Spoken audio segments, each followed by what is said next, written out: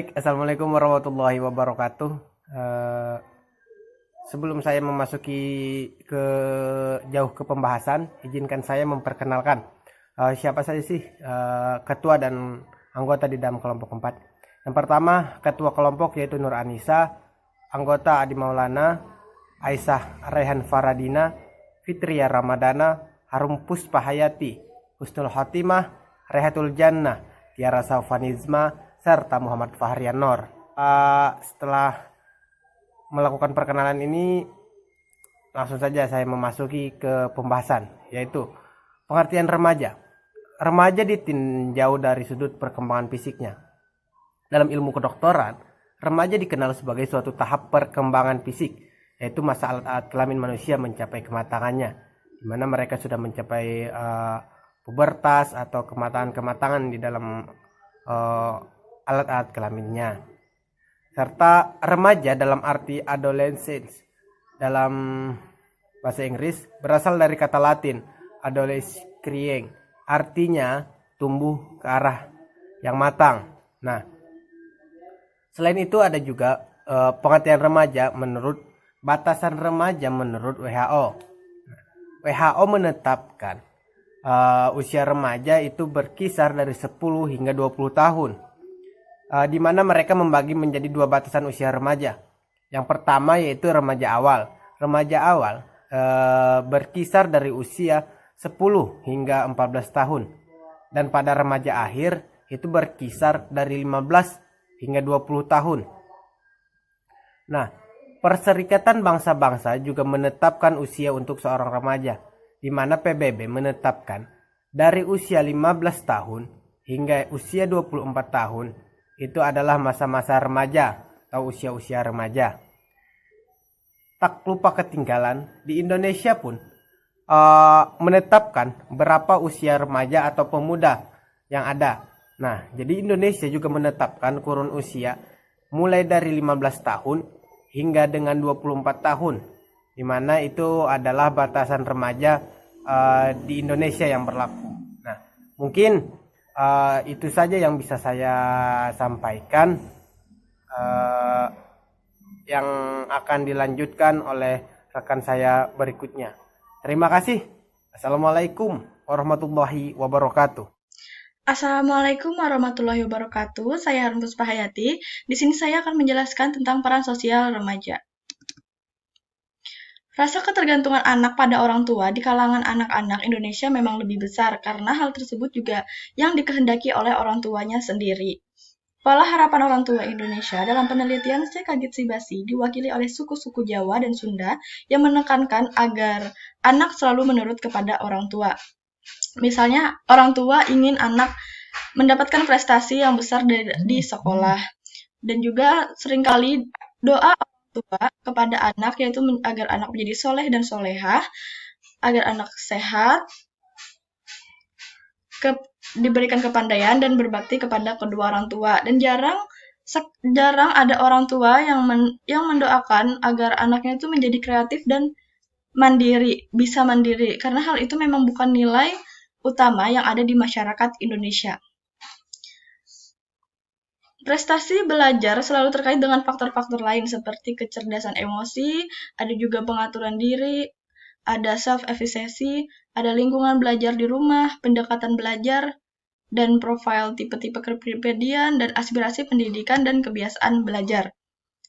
Dari hal di atas tersebut, bisa kita lihat bahwa konflik peran yang dapat menimbulkan gejolak emosi dan kesulitan-kesulitan lain pada masa remaja dapat dikurangi dengan memberi latihan-latihan agar anak dapat menjadi semandiri mungkin. Mandiri sejak dini. Dengan kemandiriannya tersebut juga menimbulkan sisi positif dan juga anak dapat memilih jalannya sendiri dan ia akan berkembang lebih bagus. Ia tahu dengan tepat saat-saat yang berbahaya, di mana ia harus kembali berkonsultasi dengan orang tuanya atau dengan orang dewasa lain yang lebih tahu dari dirinya sendiri. Mungkin itu saja penjelasan dari saya. Selanjutnya akan dijelaskan oleh teman saya. Makasih. Perkenalkan, nama saya Husnul Hatimah. Jadi di sini saya akan melanjutkan penjelasan dari teman saya sebelumnya. Saya akan menjelaskan mengenai pengaruh lingkungan keluarga terhadap remaja. Nah, jadi ada dua aspek yang dapat berpengaruh dalam keluarga yang dapat memunculkan kenakalan pada remaja. Yang pertama adalah ekses dari struktur keluarga berantakan dan kriminal. Keluarga merupakan unit sosial terkecil yang memberikan fondasi primer bagi perkembangan anak remaja. Kualitas rumah tangga atau kehidupan keluarga jelas memainkan peranan paling penting dan paling besar dalam membentuk kepribadian remaja delinquen.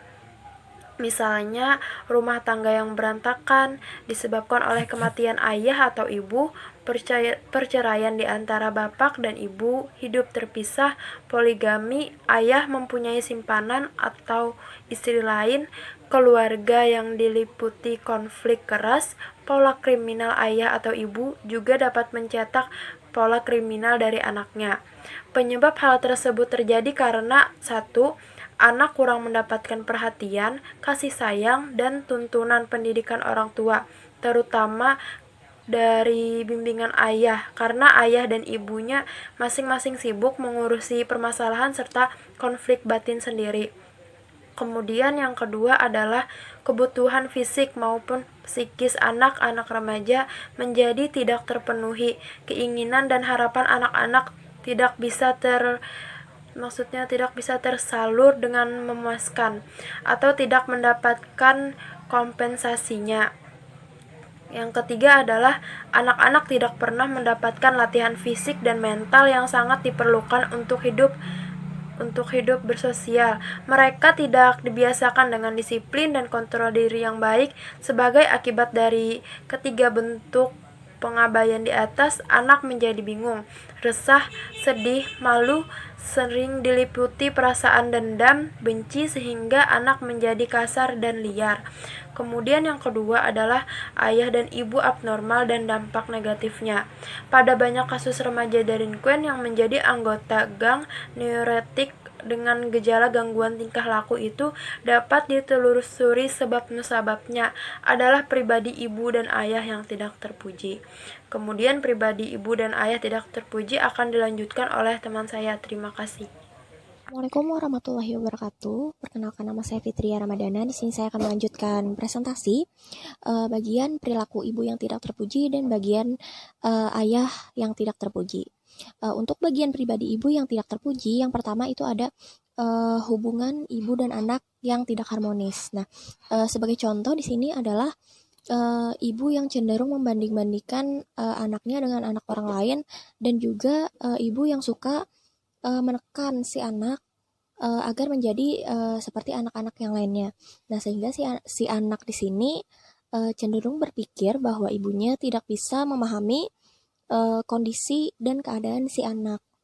Sehingga si anak di sini tidak mempercayai ibunya dan cenderung menjauhi ibunya sendiri. Kemudian bagian yang kedua itu adalah perpisahan ibu kandung pada tahun-tahun awal kelahiran si anak. Nah, sebagai contoh di sini adalah seseorang yang hamil di luar nikah kemudian melahirkan seorang anak. Banyak fenomena-fenomena di mana si ibu di sini menelantarkan anaknya, sehingga di sini adalah perilaku orang tua yang tidak terpuji. Kemudian yang tiga adalah menjauhkan anak dari sumber gizi dan rasa aman terlindung. Di mana di sini adalah ibu-ibu yang tidak peduli terhadap anak-anaknya, sehingga dia tidak pernah memberikan rasa aman dan terlindung kepada anak-anaknya. Nah, kemudian pribadi ayah yang tidak terpuji. Yang pertama adalah tidak pernah ada di tengah-tengah keluarganya, tidak pernah hadir, kemudian tidak peduli dan sewenang-wenang. Nah, banyak juga seorang ayah yang cenderung terlalu sibuk dengan pekerjaannya, sehingga si ayah di sini berpikiran bahwa hanya ibulah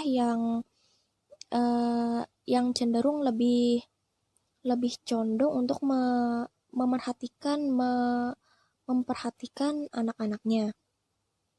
Eh, Kemudian ayah yang pulang bekerja, bisa saja karena ayah capek, terlalu lelah bekerja, kemudian ketika pulang, ayah di sini berontak karena adanya rasa rasa lelah.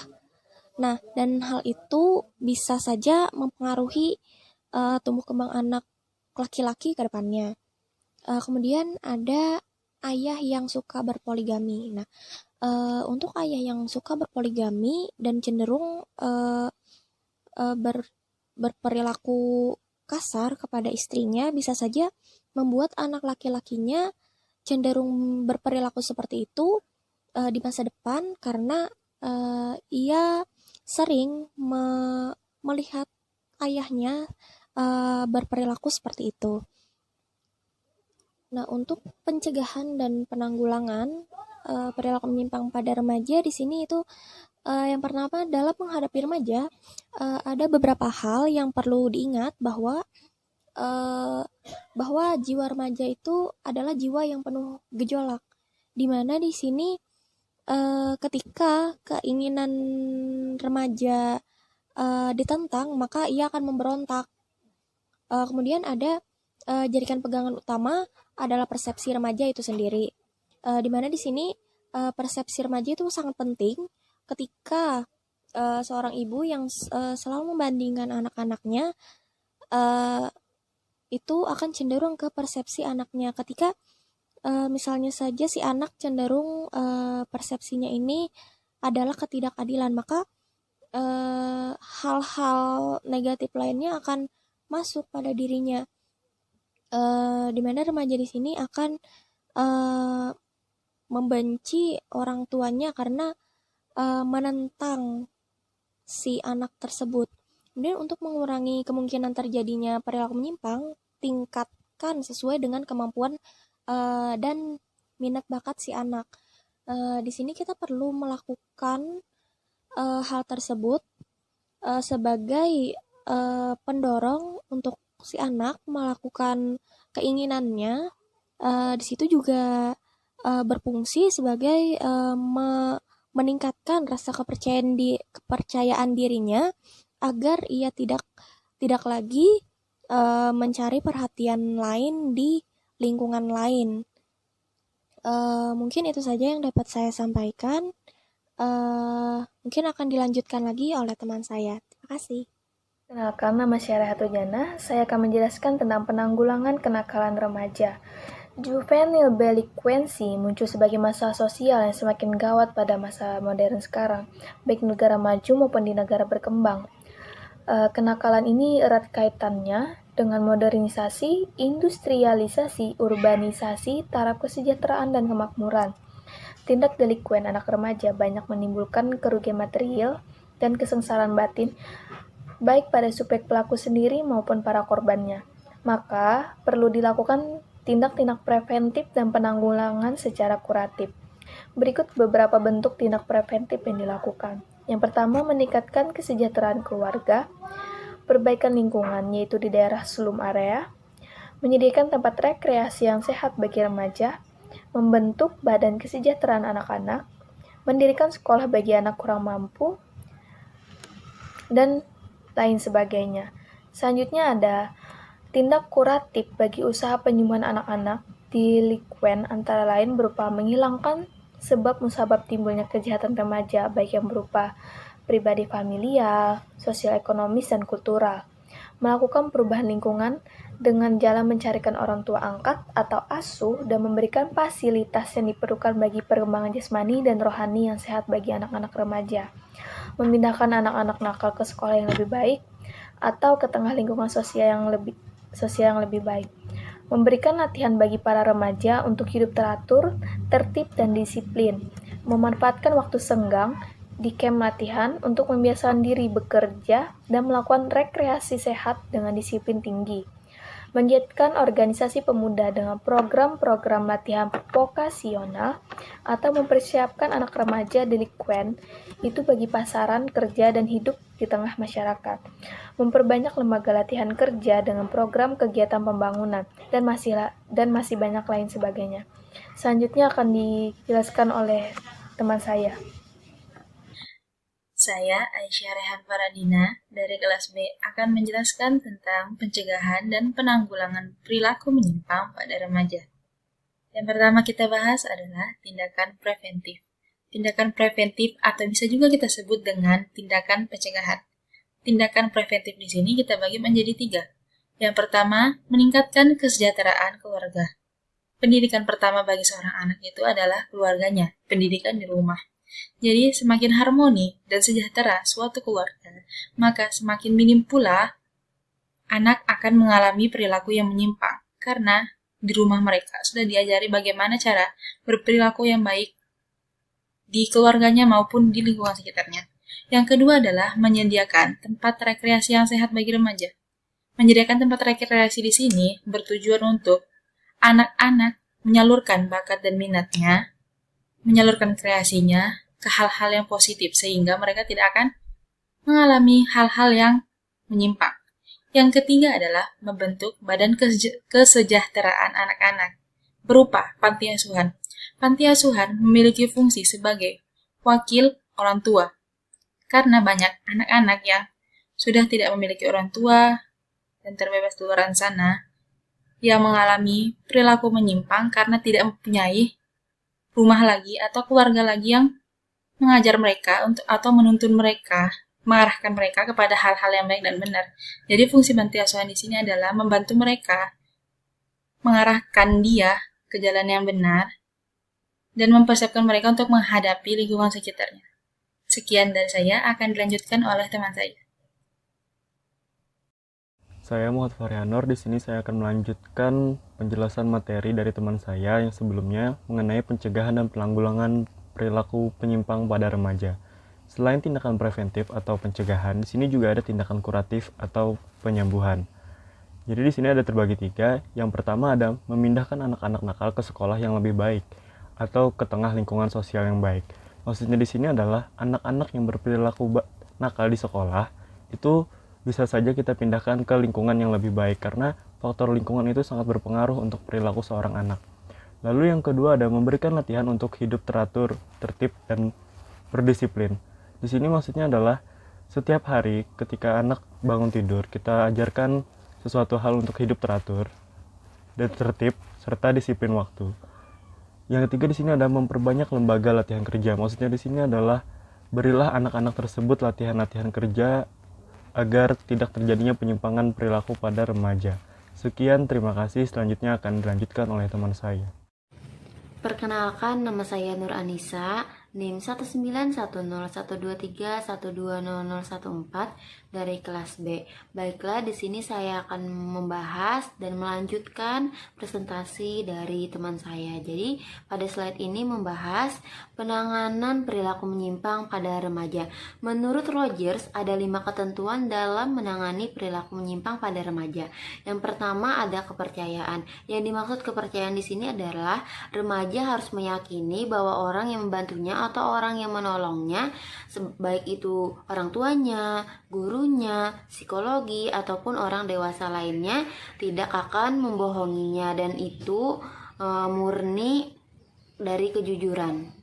Selanjutnya, yang kedua ada kemurnian hati. Yang dimaksud kemurnian hati di sini adalah remaja harus mengetahui bahwa orang yang membantunya atau orang yang menolongnya itu tanpa syarat. Atau yang dimaksud dengan tanpa syarat di sini adalah ikhlas membantu remaja itu tanpa imbalan dan ikhlas sepenuh hati. Yang ketiga ada kemampuan mengerti dan menghayati perasaan remaja atau disebut juga dengan empati. Nah, jadi di sini sulit bagi remaja ataupun orang dewasa memahami perasaan satu sama lain. Nah, jadi di sini perlu adanya tenaga ahli yang profesional untuk melatih atau membangkitkan jiwa empati pada remaja. Yang keempat ada kejujuran. Yang dimaksud kejujuran di sini adalah remaja harus meyakini bahwa orang yang membantunya itu jujur, berkata apa adanya, dan tidak melebih-lebihkan atau tidak mengurang-urangkan. Nah, jadi di sini kejujuran itu berkaitan dengan kepercayaan. Jadi apabila orang yang membantu remaja itu tidak jujur, lama-kelamaan kepercayaan remaja itu berkurang dan tidak akan percaya lagi kepada orang yang akan membantunya. Yang kelima atau yang terakhir yaitu mengutamakan persepsi remaja sendiri. Nah, jadi remaja di sini memiliki sudut pandang sendiri. Contohnya, remaja itu memandang seorang guru bahasa Inggris itu jahat. Nah, jadi remaja itu menganggap bahwa guru itu jahat dan remaja itu akan membencinya, walaupun seseorang atau orang lain seseorang ataupun orang lain menganggap guru bahasa Inggris itu baik. Akan tetapi ya tetap pada pendiriannya remaja akan memandang bahwa guru bahasa Inggris itu jahat. Itu saja penyampaian dari saya, akan disambung oleh teman saya. Terima kasih. Assalamualaikum warahmatullahi wabarakatuh. Perkenalkan, nama saya Tiara Saufanizma dengan NIM 1910 1233 20007. Di sini saya akan melanjutkan presentasi dari teman saya dan juga saya akan menjelaskan tentang penanganan perilaku menyimpang pada remaja. Nah, beberapa teknik yang dilakukan dalam menangani masalah remaja yaitu yang pertama ada penanganan individual. Jadi dalam tatap muka 4 mata dengan psikolog ataupun konselor, nah jadi remaja ini ditangani sendiri. Kalaupun diperlukan informasi dari orang tua atau orang-orang lainnya, mereka diwawancarai tersendiri pada waktu yang berlainan. Dalam penanganan secara individual ini bisa dilakukan beberapa macam teknik. Yang pertama yaitu adalah pemberian petunjuk atau nasihat, yang kedua yaitu konseling, dan yang terakhir yaitu adalah psikoterapi. Setelah itu ada penanganan keluarga. Dalam rangka menangani masalah remaja, ada kalanya dilakukan terapi sekaligus terhadap seluruh atau sebagian anggota keluarga. Tujuan dari teknik terapi keluarga ini adalah agar keluarga sebagai suatu kesatuan bisa berfungsi dengan lebih baik dan setiap anggota keluarga bisa menjalankan perannya masing-masing yang saling mendukung dan saling mengisi dengan anggota keluarga yang lain. Nah, yang ketiga yaitu adalah penanganan kelompok. Penanganan yang hampir serupa dengan terapi keluarga adalah penanganan atau terapi kelompok. Tujuan dan dasar teorinya juga hampir sama dengan terapi keluarga. Tetapi anggota kelompok yang terapi bersama-sama ini tidak perlu saling ada hubungan keluarga, melainkan bisa orang lain. Biasanya konselor atau psikolog memilih orang-orang yang persoalan sama, keluhannya sama, usia atau latar belakang keluarganya sama, untuk dijadikan satu dalam satu kelompok terapi. Nah, yang terakhir yaitu adalah penanganan pasangan. Nah, jadi maksudnya di sini adalah agar masing-masing bisa benar-benar menghayati hubungan yang mendalam, mencoba saling mengerti, saling memberi, saling membela, dan sebagainya. Ya, sekian presentasi dari kelompok kami. Salah hilaf mohon maaf. Wassalamualaikum warahmatullahi wabarakatuh.